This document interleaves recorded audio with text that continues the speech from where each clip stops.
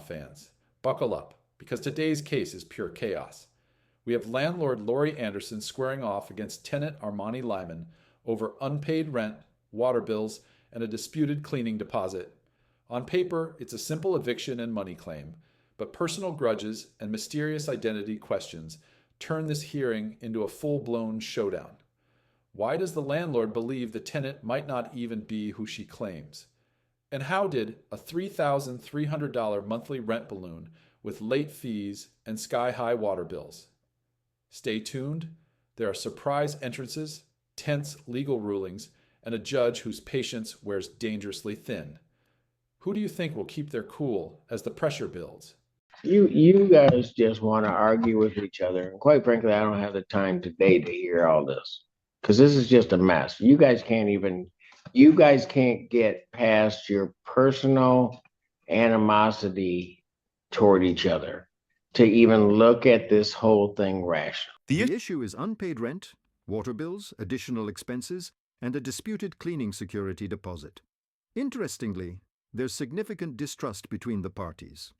The landlord is even suspicious of the tenant's identity, and the tenant accuses the landlord of being overly demanding and overbearing. The judge tries to calm the two sides amidst this chaos. Case of Lori Anderson versus Armani Lyman. State your name, please. Lori Anderson. I went back and reviewed the record, and what is clear in this case is I specifically indicated to both parties that they needed to be here in person. And she is not here, and the like. Did receive an answer. What is your claim? This is for termination of tenancy. And a judgment, sir. Do you want me to read my? How much are you claiming is owed? $1,139.94 as of today.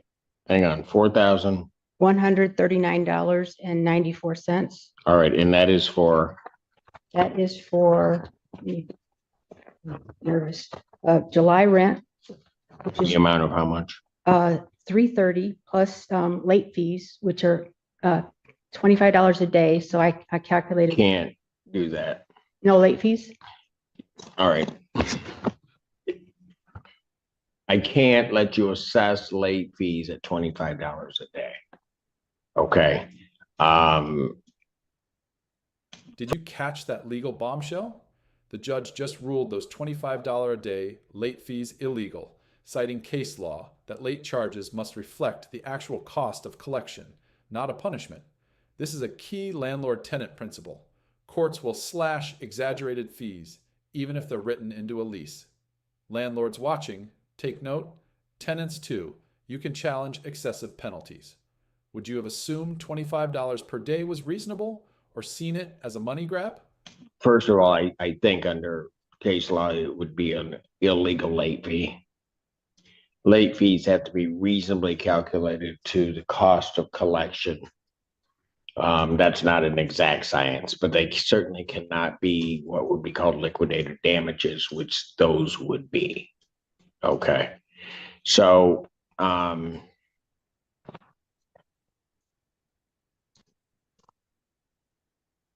what months does she owe for? July. I got a calculation. July. That would be $3,300 for July. 3,300. Yes, sir. And That's the rent. yes, sir. Okay. And then I got the water bill, the water charges. And how much was that? Oh, let me see. I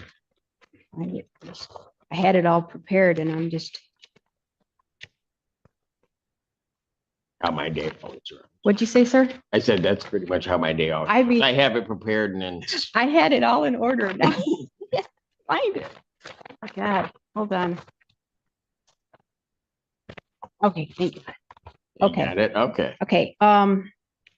Here's a order. Okay, court cost of $33.59. That's to get her served.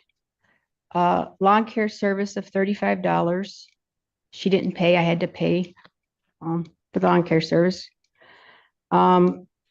Water bill for May of $207.29. $207.29. water bill for June of $230.32. And then extrapolated water bill for July 1st through July 11th today of $84.45. Okay. Then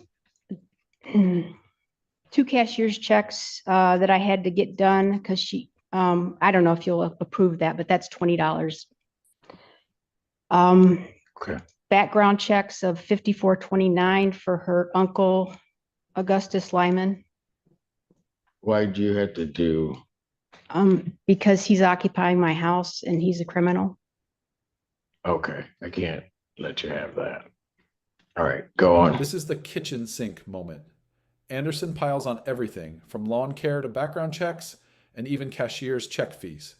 Strategically, she's inflating damages, hoping the court might let something stick. But judges sift carefully. They'll only award verifiable lease-related costs. Which of these add-ons do you think will survive legal scrutiny? Go on. And then, well, late fees. You said I couldn't have late fees. Wow.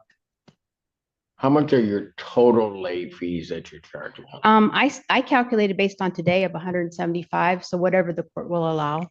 175 for July. Well, I calculated to July, to today's date. Today's date. Yes, sir. Okay. So I'll allow you $50. Well, your monthly rent is $3,300. Yes, sir. I'll allow you $100 in late fees. Okay. Okay. Thank you. So what you need to do, and I will approve that judgment. Why don't you raise your right hand for a moment? Do you solemnly swear or affirm all the testimony that you have given and will give us the truth, the whole truth, and nothing but the truth, so help you God? Yes. All right. And was there a lease on the premises? Yes, sir. Okay. But you're terminating the lease based on, Okay. Can I read my little well, spiel? hold on, no. You can't. I just look at it.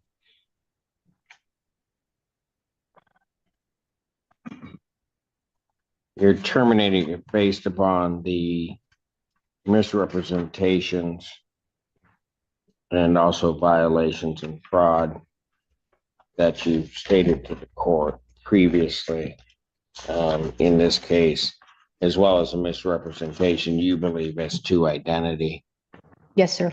and the person's in home, and then there is rent that is due. So based upon that and the defendant's failure to appear in this. Drama spike. Armani Lyman finally appears 90 minutes late, blaming school and Zoom confusion. Courts are strict. If a judge orders in-person attendance, virtual excuses rarely fly. Yet the judge still allows her to be heard, a sign of judicial fairness despite obvious frustration. Viewers, if you were the judge, would you have dismissed her case on the spot? Here in this case, court is going to grant a judgment for possession to the plaintiff with a, that's her? Okay. All right. She's here. All right. Come on up, ma'am.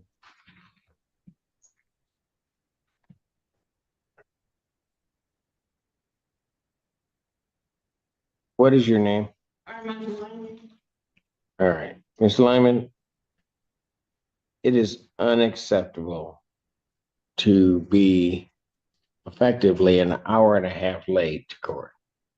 I submitted something for Zoom because I can't be late for work class. So I just came straight from school. And I got off the bench and I specifically looked because I specifically indicated to both parties that you needed to appear in person. I didn't receive an email of a denial of Zoom either. When you guys were here on the record, I specifically stated that both parties needed to appear in person. Okay. So whether or not you filed a Zoom request or did anything along those lines, it wouldn't have mattered because I told you to be here in person.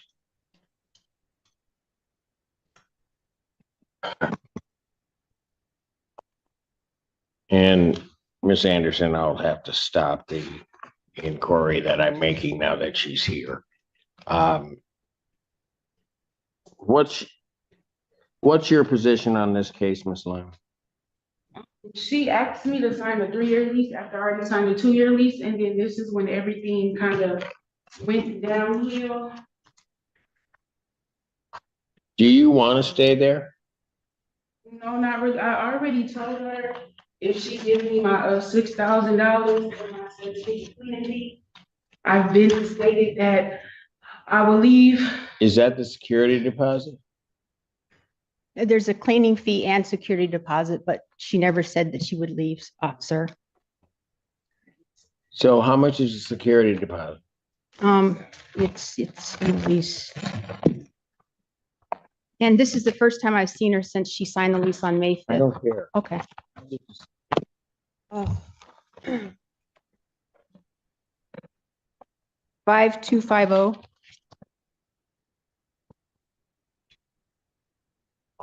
And there's a cleaning fee, which is a non-refundable cleaning fee, I'm presuming, of how Yes, sir. much? I have on video that she said that I could get my cleaning fee back. What's the lease then? Well, it's non-refundable, but I said if she leaves it really, really clean and, just like I had it, that I would be willing to, refund her that. Here we see the classic tug of war over non-refundable cleaning fees versus a tenant's claim of an oral promise. Legally, written lease terms almost always prevail over verbal side deals. The judge reminds both parties that deposits can cover unpaid rent and utilities first. Tenants always get refund promises in writing. Landlords, be crystal clear in your lease to avoid this exact argument. Refund her that based on, I being understand. clean. Okay, Because but the lease itself says it's a non-refundable. yeah, because I think by law it has to say that. So that's why it says that. It doesn't have to. Why, I don't know. I'm not A lawyer. I'm not a lawyer. All right. So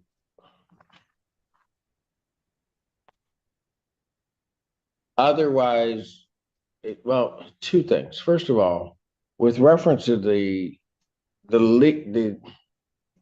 I understand the oral representations that were made regarding the cleaning fee, but the lease would indicate that it's a non-refundable cleaning fee. Yes, sir. So, Because I thought that's what I was supposed to. and then with reference to the security deposit,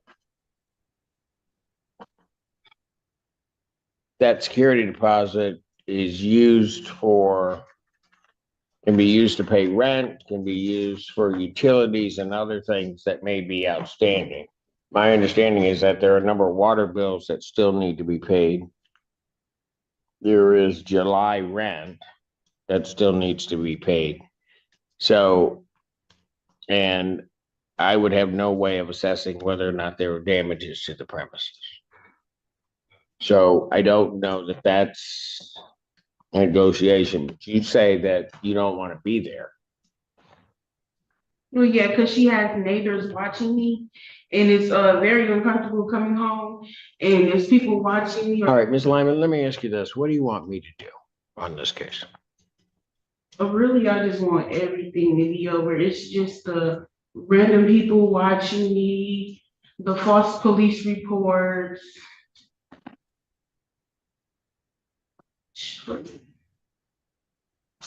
So what do you want to do?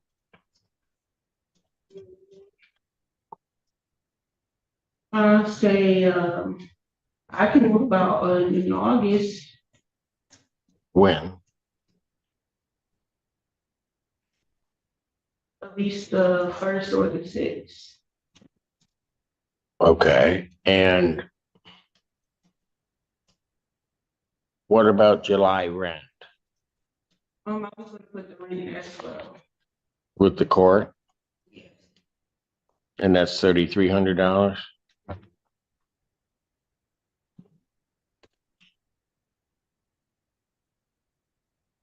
There is, as I was totaling and going through this,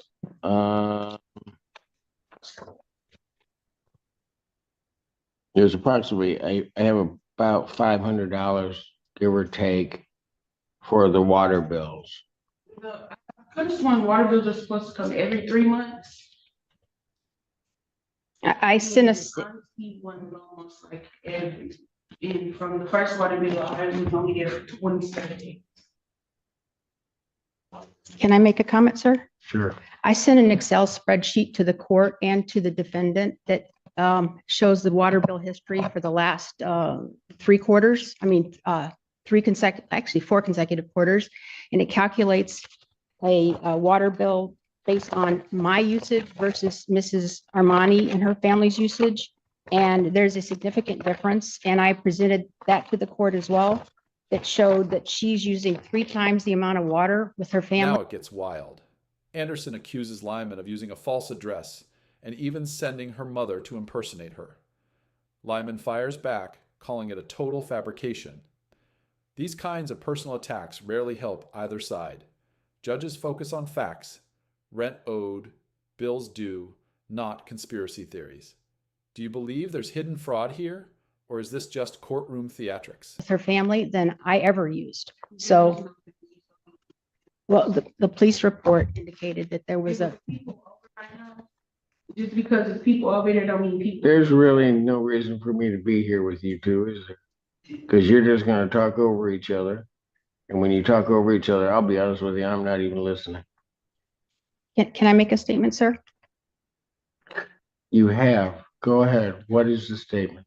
This is the first time I've seen her since May 5th because an older woman who says she's Armani, she's at least 40, has been telling me she's Armani, but I think it's her mother, Joanna Lyman, and I've never been able to speak with her or see her. So I can't even talk to my tenant. I would have liked to have tried to work something out, but I'm not able to ever talk to her. Yes. That's a lie. She's seen me on multiple occasions. She doesn't even know anybody else she's ever met my mother. She's only met with me every single time. The witness statement about mail, I've never met that man. The mail has always been inside the mailbox. I've never met any of the neighbors because I don't even go confront people. I just go on about my day. So of course, none of them ever seen me, but her.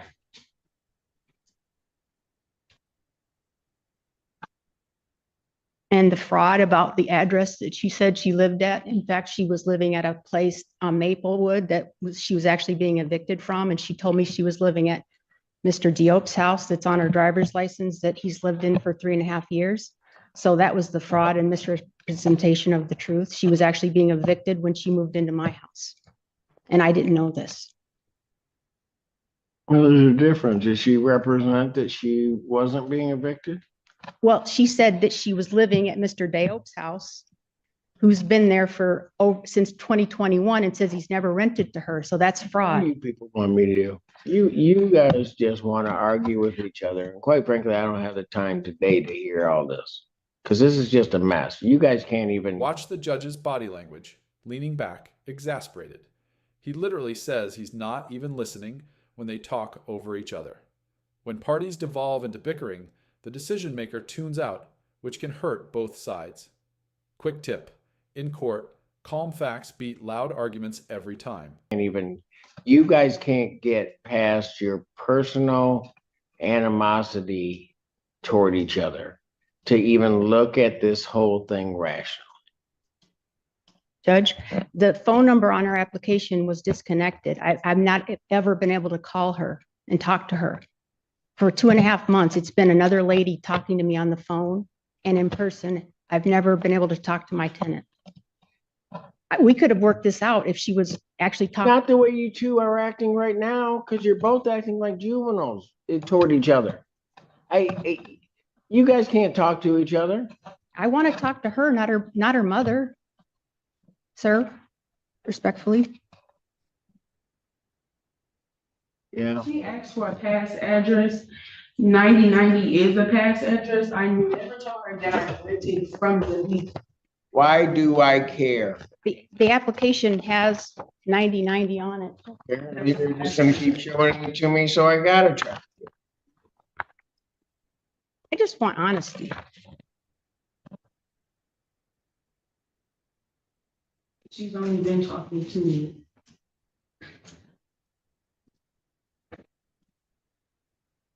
You guys can't even resolve this, can you? I don't even have her number, sir. You have my number. I don't have a number. You don't talk to me, sir. 8335 is my number. You don't talk to me. I've You never. know what? Both of you go sit down. These other people, I'm not gonna have them waiting through your mess. Go sit down. I'm gonna pass this case. No, I'm not even gonna pass it because I don't want you back up here right now. I'm gonna set this thing for a final settlement conference before. Instead of ruling, the judge resets for a final settlement conference and orders the tenant to deposit $3,300 into court escrow. That's a smart legal move. It protects the landlord's potential claim while giving both sides one last chance to negotiate. Escrow means the money is held safely by the court until a final judgment. No one touches it without an order. For trial, I'm gonna set it for this Tuesday. Oh joy. And then I'm inviting her back.